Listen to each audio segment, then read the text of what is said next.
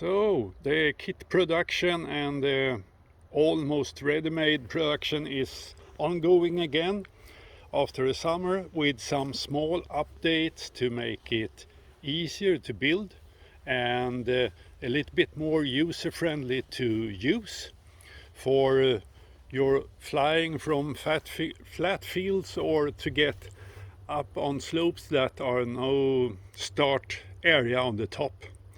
So it works great, and the new batteries, the semi-solid state I'm testing now, is giving me 50% more electric motor time, in fact. And that's really great.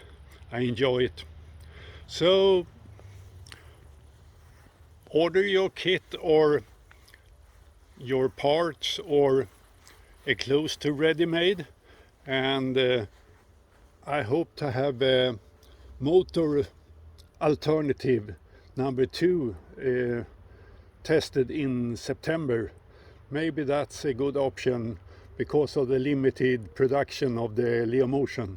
But I hope the Leomotion will be available again now in 3 to 4 weeks.